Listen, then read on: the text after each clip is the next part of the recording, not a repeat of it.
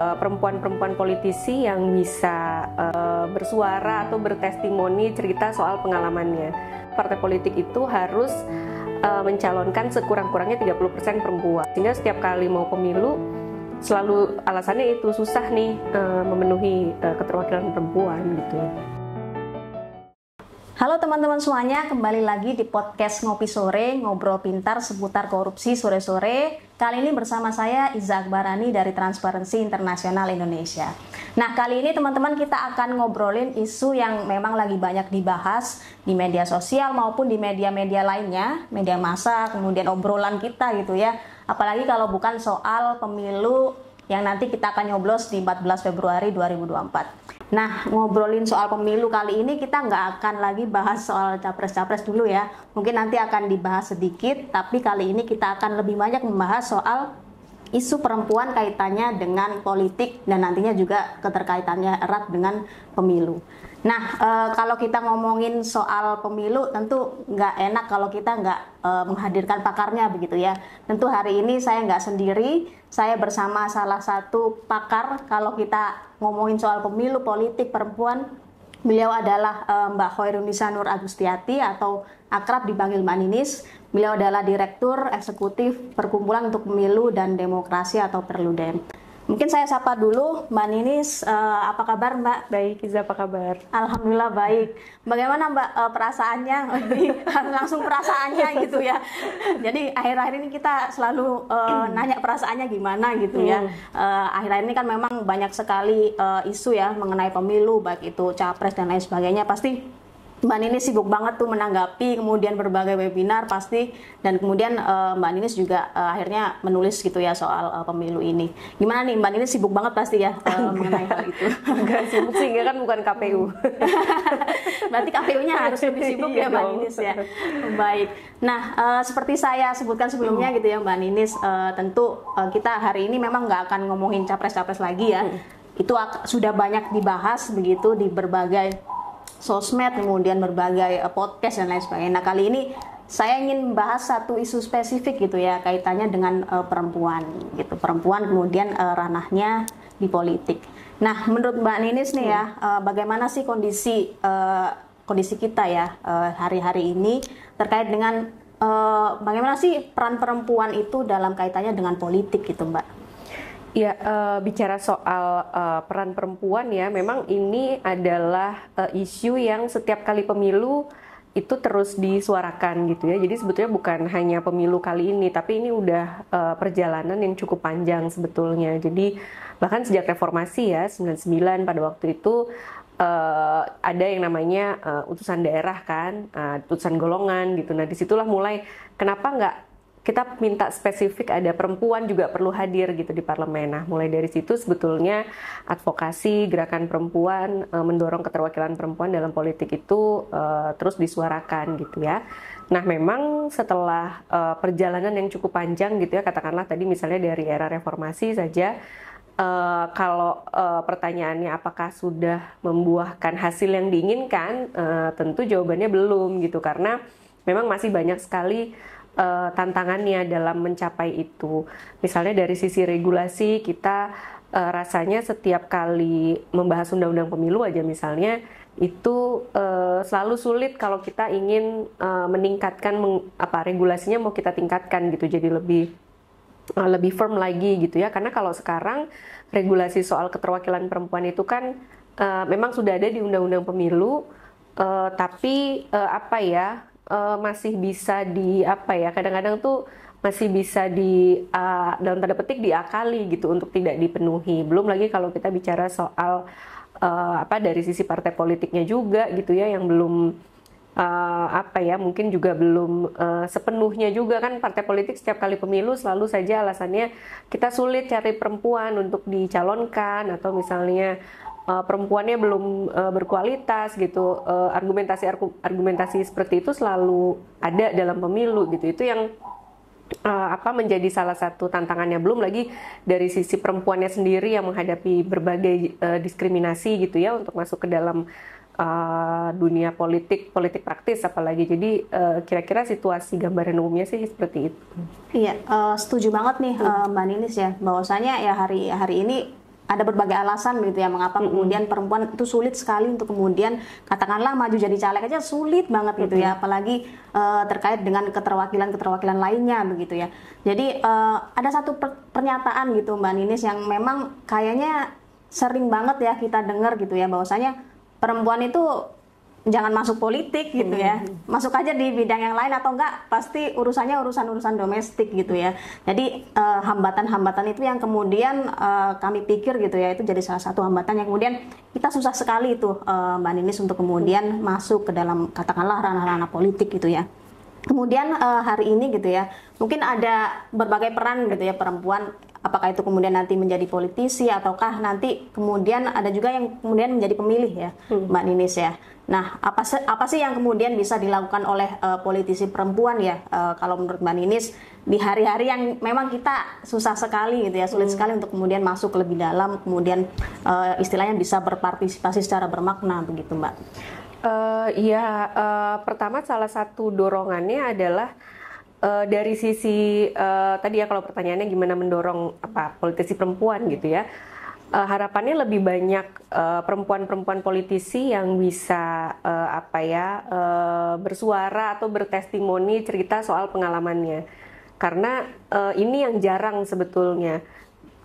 Bukan hanya soal pengalaman misalnya apa yang kemudian jadi hambatan mereka gitu ya, tapi juga sebetulnya pengalaman-pengalaman baik itu penting untuk diceritakan, karena karena saya meyakini bahwa ketika itu disampaikan gitu ya, diceritakan pengalaman itu bisa ada efek bola saljunya ke depan gitu ya, bisa menginspirasi perempuan yang lainnya gitu misalnya.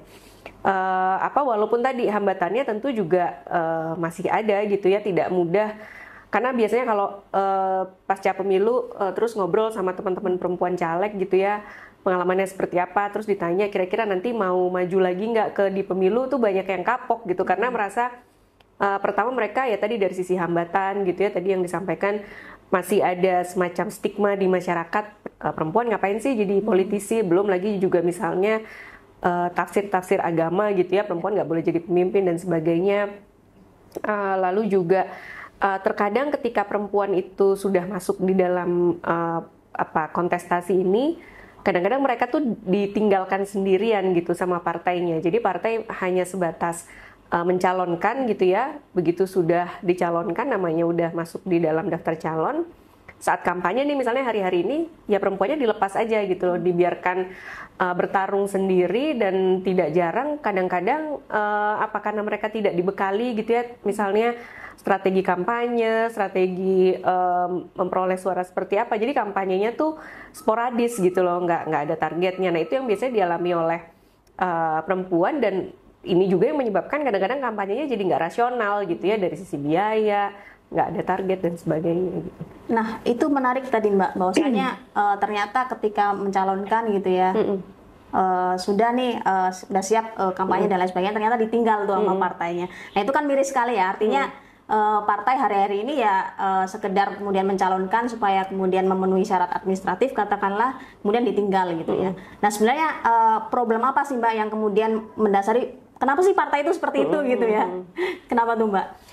Ya biasanya partai politik tuh alasannya ya kita memang ada regulasinya ya, regulasi di Undang-Undang Pemilu kan, partai politik itu harus mencalonkan sekurang-kurangnya 30% perempuan. Nah, ya memang di Undang-Undang Pemilu nggak ada sanksinya. Kalau di pemilu-pemilu sebelumnya, kemudian sanksi itu yang buat KPU-nya. Jadi melalui peraturan KPU ada sanksinya. Yang sekarang ini berbeda gitu. Jadi bahkan partai politik bisa saja tidak mencalonkan 30% perempuan di dapil kalau pembulatannya nggak sampai 0,5 gitu ya, dibulatinnya ke bawah.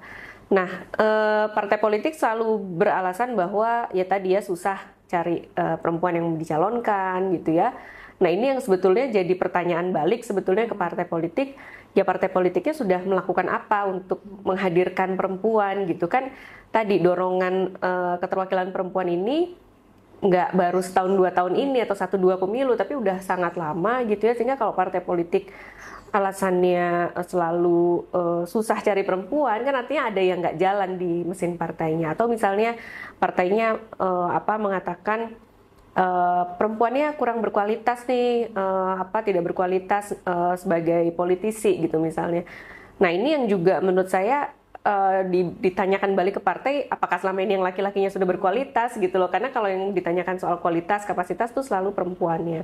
Jadi memang secara spesifik mungkin kalau di partai ada sayap-sayap perempuan gitu ya, tapi mungkin itu yang belum dimaksimalkan sebagai proses pengkaderan perempuan gitu, sehingga setiap kali mau pemilu selalu alasannya itu susah nih memenuhi keterwakilan perempuan gitu.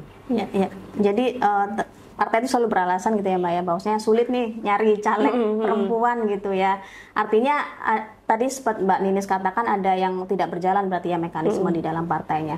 Nah itu tuh kalau aku pernah baca-baca gitu ya Mbak ya, bahwasanya ternyata salah satu yang kurang mungkin bisa jadi pendidikan kadernya.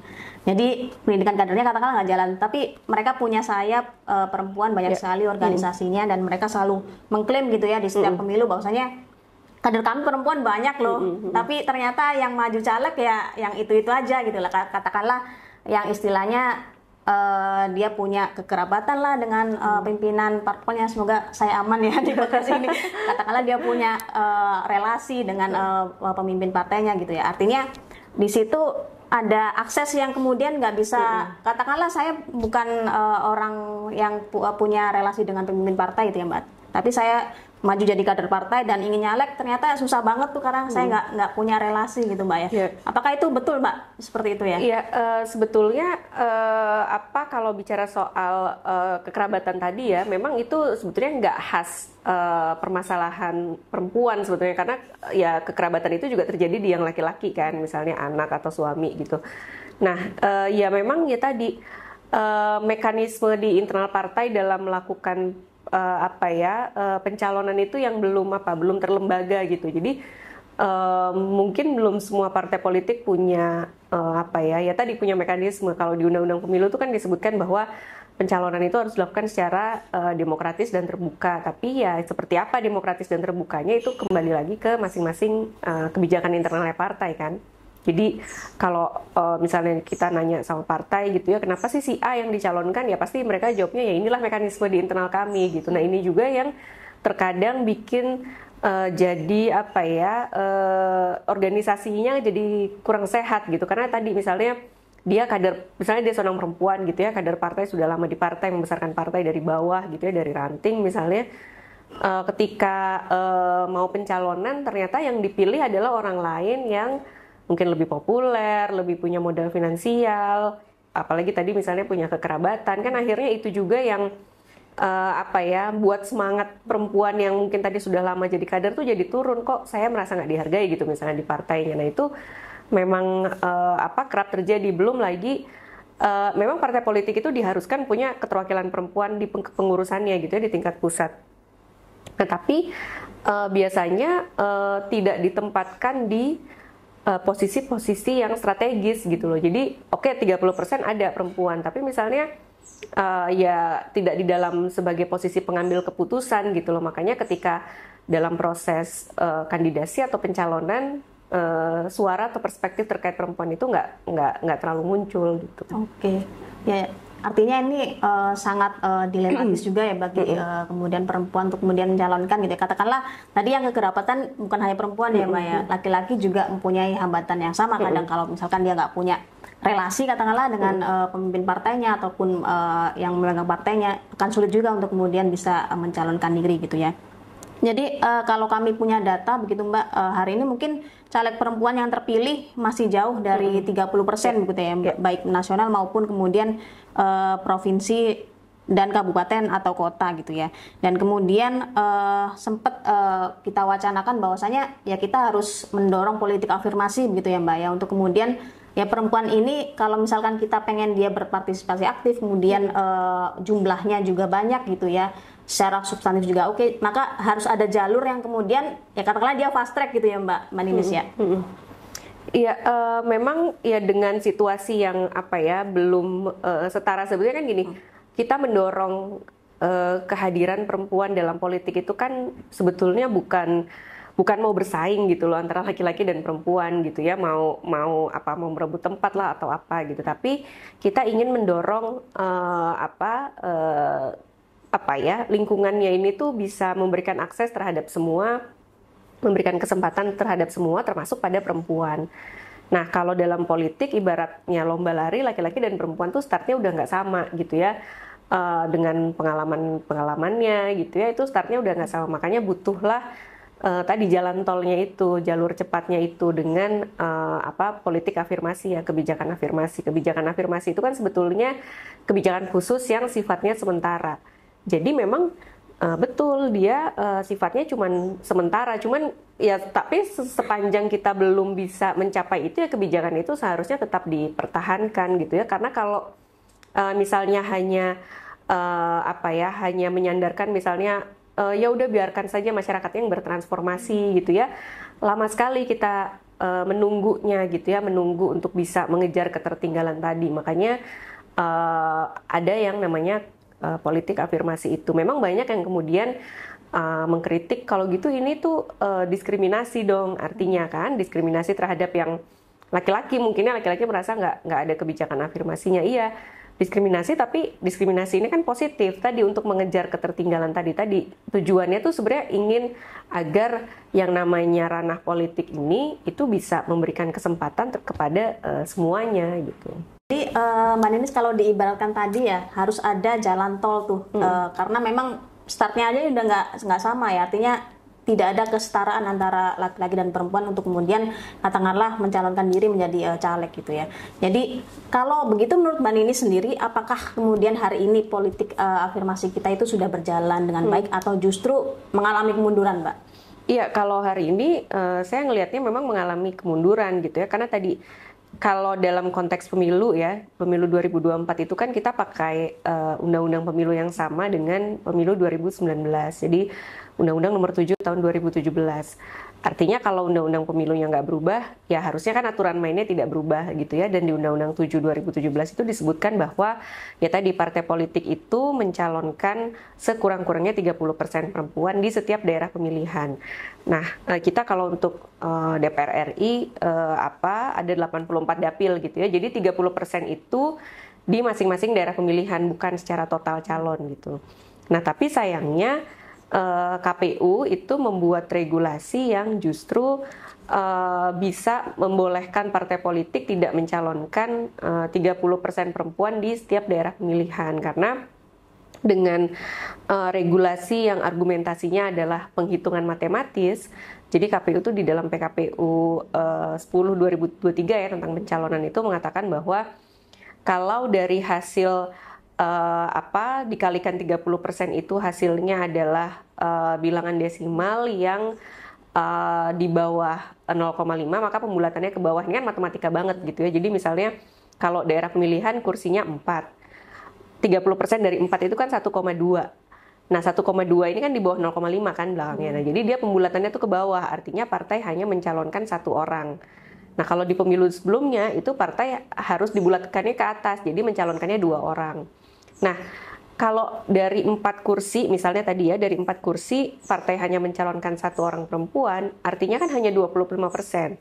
25% ini kan nggak sama dengan 30% gitu. Jadi, aturan ini yang kemudian menyebabkan, kalau kita lihat di daftar calon tetap ya, DCT-nya KPU yang udah dirilis beberapa waktu lalu itu, ternyata hanya ada 1 partai politik yang mencalonkan 30% di setiap daerah pemilihan.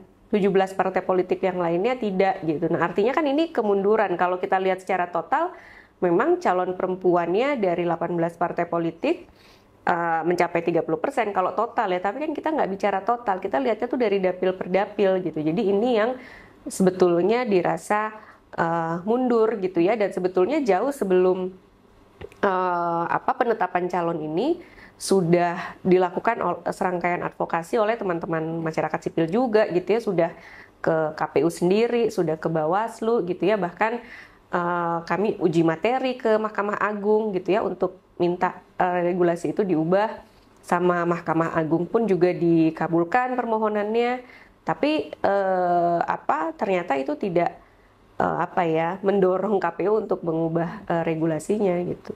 Dan itu dimanfaatkan dalam tanda kutip ya Kak ya, dimanfaatkan oleh kemudian partai politik ya untuk kemudian ya sudah aturannya begini nih, jadi kita nggak perlu terlalu menggebu-gebu untuk kemudian mencalonkan caleg-caleg perempuan kayak gitu ya. Kemudian mereka merasa bahwa ya udah yang penting terpenuhi nih katakan caleg perempuannya ada walaupun ya sekedarnya aja gitu ya Mbak. Kemudian yang kemudian menjadi isu lagi gitu ya Mbak ya, bahwasanya ya kita tuh kan pengennya nggak hanya jumlahnya aja ya kemudian didorong, tetapi juga calon-calon yang kemudian ya berkualitas katakanlah, nggak cuman kemudian katakanlah memenuhi kuota 30% gitu ya, tapi juga memang ya calon-calon ini yang kemudian berkualitas. Dan itu kaitannya kemudian kalau dalam referensi kami, dalam bacaan kami begitu Mbak, itu terkait erat dengan pembiayaannya sendiri gitu ya, untuk kemudian mendorong politik afirmasi itu. Nah mungkin aku mau mengelaborasi soal itu sih ke Mbak Ninis ya. Iya, memang perempuan itu kan memang bukan identitas yang tunggal ya, mohon maaf.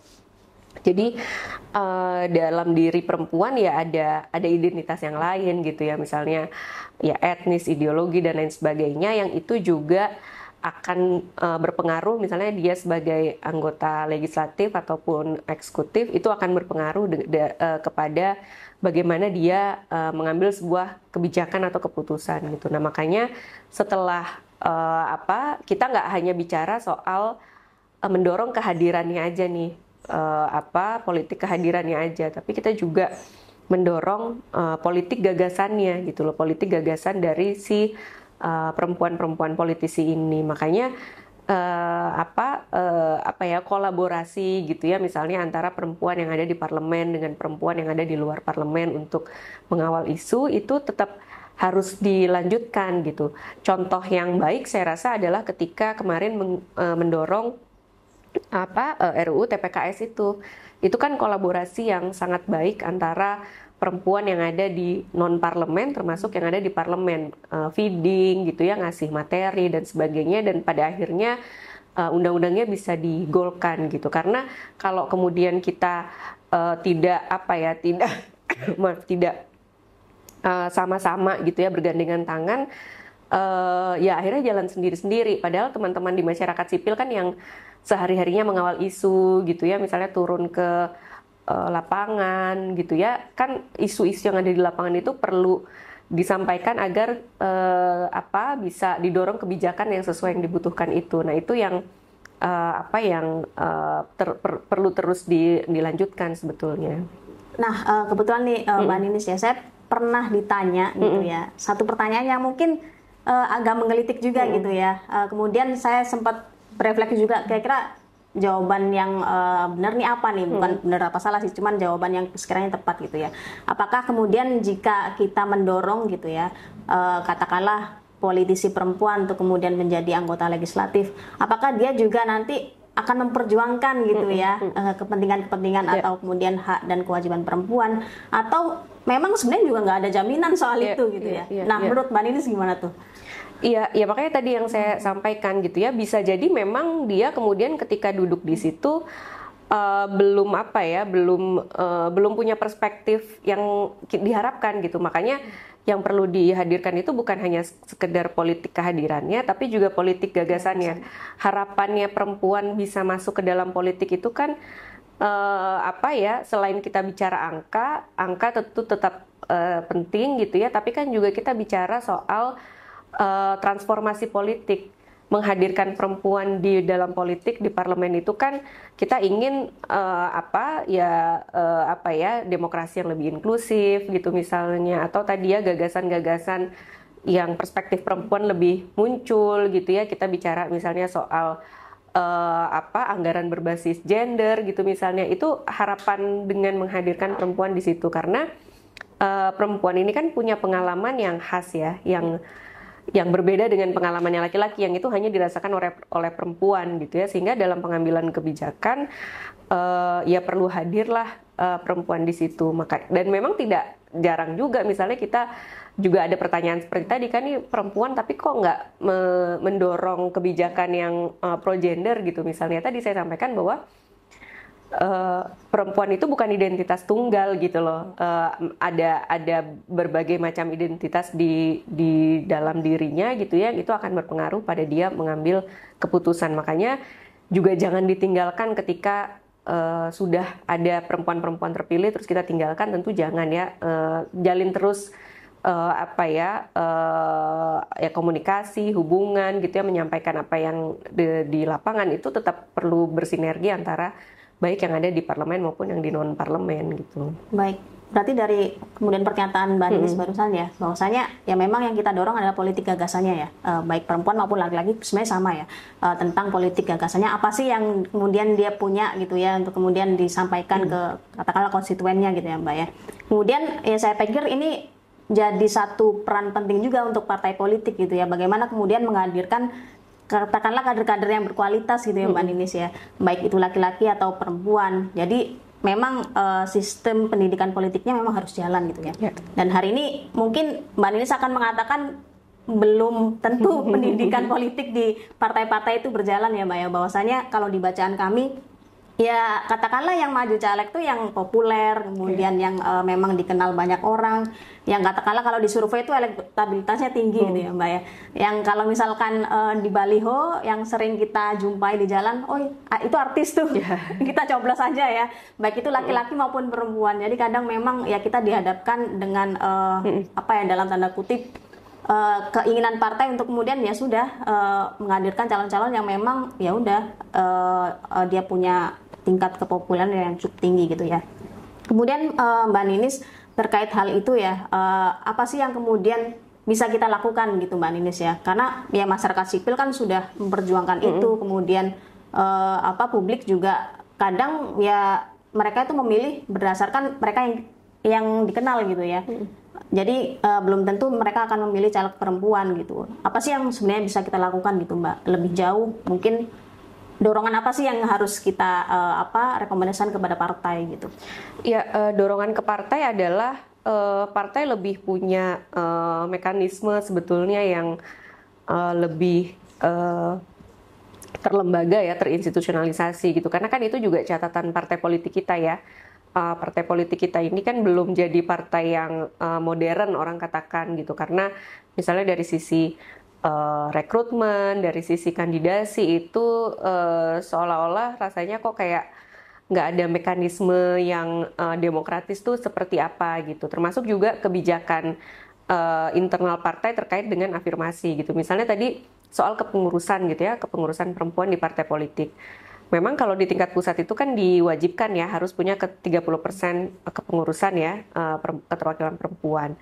Nah tapi kemudian bagaimana partai politik menempatkan juga perempuan ini di posisi-posisi yang strategis gitu. Apakah perempuan ini bisa mengambil keputusan gitu misalnya, atau dia ya hanya di posisi-posisi yang di belakang aja gitu loh. Padahal penting ada perempuan yang bisa ngambil keputusan supaya ya tadi ya keputusan di internal partainya pun juga lebih punya perspektif gender gitu. Nah itu sebenarnya dorongan partai politik kepada partai politik. Nah tadi Iza kan juga menyinggung soal pembiayaan partai politik gitu ya. Nah partai politik kan dapat dana nih dari negara kan, dapat ada dana ya, baik itu di APBN, APBD di tingkat nasional, provinsi, kabupaten, kota. Memang jumlahnya tidak signifikan ya, kalau dari hasil, saya rasa juga dari hasil kajiannya teman-teman TI kan juga angka ini belum bisa memenuhi kebutuhannya partai gitu. Tapi harapannya dana dari negara ini juga bisa dimanfaatkan untuk digunakan untuk mengkader sebanyak-banyaknya perempuan gitu ya, ada porsi yang untuk menghadirkan perempuan lebih banyak.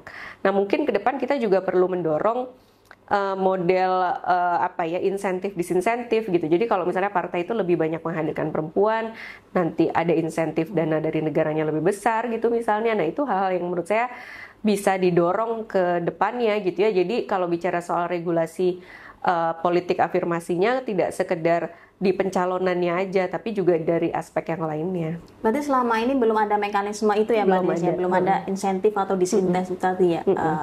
Nah baik, mungkin terakhir nih Mbak Ninis, sebagai pemilih gitu ya, apa sih yang kemudian harus dilakukan gitu ya? Bahwasanya memang kalau kita lihat gitu ya hari-hari ini bahwasanya ada pemilih yang kemudian skeptis gitu ya dengan caleg-caleg perempuan yang katanya ya perempuan bisa apa sih gitu ya, kemudian apa sih yang dia bawa dia nggak tahu gitu ya, mending nyoblos yang kita kenal aja tuh, jadi yang populer aja, jadi mereka mungkin bingung ngapain pakai nyoblos perempuan katakanlah begitu, ataupun kalaupun dia nyoblos perempuan katanya perempuannya yang artis gitu ya yang kemudian dia tahu dari sosmed dan lain sebagainya. Nah, apa sih yang kemudian menjadi pesan Mbak Ninis kepada pemilih, khususnya pemilih pemula nih Mbak, akan sangat banyak pemilih pemula di 2024 nanti.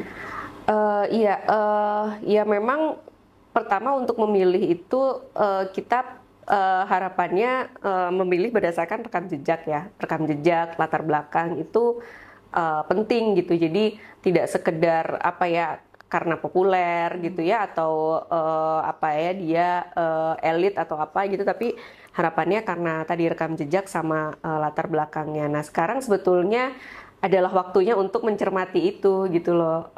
Memang ada hal juga ya, sayangnya adalah bedanya dengan pemilu sebelumnya. Kalau pemilu sebelumnya kita bisa lihat CV caleg tuh di websitenya KPU kan. Sekarang juga tetap bisa sebetulnya. Tapi cuma ada yang cuma terbatas gitu. Kalau dulu kan semua kita bisa lihat, kalau sekarang ya kalau si calegnya nggak bersedia ya kita nggak bisa lihat gitu kan akhirnya. Nah, cuman ini kan akhirnya jadi penilaian kita ya. Artinya ya dia nggak mau diketahui kan, itu bisa jadi penilaian tersendiri. Tapi melihat berdasarkan rekam jejak itu penting, dan sebetulnya menghadirkan perempuan di parlemen lebih banyak itu saya meyakini bahwa akan bisa mendorong demokrasi kita lebih inklusif sih. Jadi sebenarnya kalau kita bicara inklusif kan nggak cuman bicara soal si perempuan aja gitu loh, tapi kita juga bicara anak-anak, anak laki-laki, anak perempuan, dan kelompok rentan lainnya, disabilitas, masyarakat adat gitu. Oke, sepakat banget Mbak Ninis. Nah, terkait rekam jejak gitu ya, kita punya satu website. Ini produk TII nih Mbak. Jadi kamu bersih aku pilih.id, isinya adalah rekam jejak para caleg gitu ya. Teman-teman tentu sangat bisa untuk akses, untuk mengenali siapa saja sih caleg-calegnya yang nanti akan menjadi bahan pertimbangan teman-teman untuk kemudian memilih gitu ya. Dan semoga nanti nggak salah pilih gitu. Oke, baik. Terima kasih banyak Mbak Ninis atas waktunya mampir ke kantor TII untuk kita podcast ngopi sore ya hari ini, walaupun ngopinya tadi udah jadi kita tinggal ngobrolnya aja. Semoga nggak kapok untuk kemudian main di TI, dan juga nanti akan ada seri-seri lainnya ya yang akan ngobrolin banyak juga soal pemilu dan isu-isu yang lain yang kaitannya dengan kerja-kerja anti korupsi kita. Baik, terima kasih banyak Mbak Ninis kami ucapkan, dan tentunya untuk teman-teman sekalian terima kasih banyak sudah mampir di podcast kita. Jangan lupa like, subscribe, dan komen, dan tentunya semoga nanti kita dapat bertemu di podcast selanjutnya. Terima kasih, sampai jumpa.